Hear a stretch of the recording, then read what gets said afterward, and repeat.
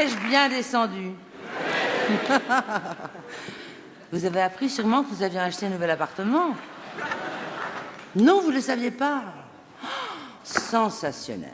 On a tout refait, naturellement. Ça nous a beaucoup amusé, Philippe et moi. On a entièrement repensé l'aménagement et la décoration. Et je suis ravie parce que tous les amis qui viennent chez nous me disent « Catherine, votre appartement est formidable. » C'est un appartement qui raconte une histoire, qui est chaud, qui vit. Absolument. Absolument. Bon, bien sûr, il y a l'harmonie des couleurs, les jolis meubles, les moquettes épaisses, les bibelots rares. Mais je crois que ce que les gens sentent en plus tout de suite, c'est que Philippe et moi, on est un couple qui s'adore. Avec des gosses adorables, ça, je suis bien obligée de le reconnaître. Détendu, intelligent, équilibré. C'est amusant, d'ailleurs, tout le monde me dit, Catherine, vous êtes une femme et une mère extraordinaire. Pour réussir si bien avec Philippe et les enfants, vous avez sûrement un secret. Non, j'ai pas de secret. Je suis moi, c'est tout.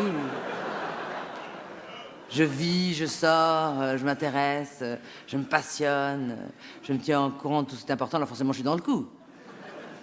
D'autre part, avec Philippe, nous faisons beaucoup de ski et surtout énormément de voile.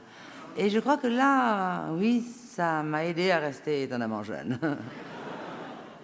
Benoît et Christophe, adorables, l'autre jour m'ont dit « Vous savez, maman, les copains en classe nous ont demandé qui c'était la jolie jeune fille qui nous cherchait dans sa belle heure de sport. » Leurs yeux brillaient, j'en étais presque gênée.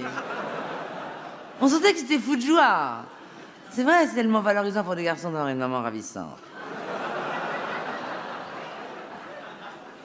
J'ai eu peur un temps, je l'avoue, que Delphine soit terriblement jalouse de moi. Mais ce qu'il fallait simplement, c'est qu'elle ne se sente pas trop écrasée.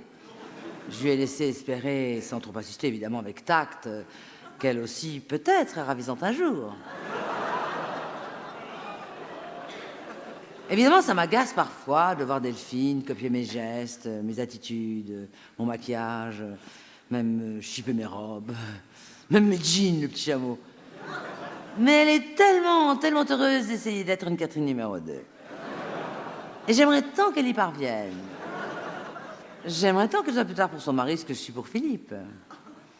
L'année dernière, il est parti pour un voyage d'affaires très important aux USA. Je l'ai accompagné une semaine. Nous avons vu énormément de choses et de gens passionnants. Et au retour, Philippe m'a dit « Tu sais, Catherine, j'étais très fière de toi parce qu'au fond, là-bas, tu représentes un peu la France. » Absolument. Absolument. Moi aussi, je trouve qu'à l'étranger, une Française n'a pas le droit. Ne peut pas se permettre d'être médiocre. En tout cas, moi, je ne le pourrais pas. Je ne parle pas seulement de l'allure, de l'élégance, mais aussi d'une certaine dimension intérieure. L'autre soir, en dansant, Patrice, un ami de Philippe, une très grosse fortune, m'a dit « Vous savez, Catherine, ce qui est peut-être de plus fascinant en vous, c'est la lumière de votre sourire, c'est cette part d'exigence, cette quête d'absolu qui révèle votre regard, une certaine qualité d'âme. » Absolument. Absolument.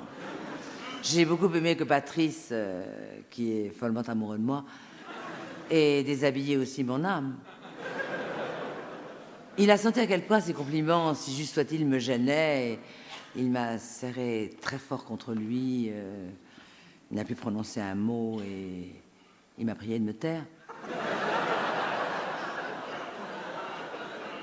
À un certain niveau de communication, il n'y a plus place que pour un contact et pour le silence.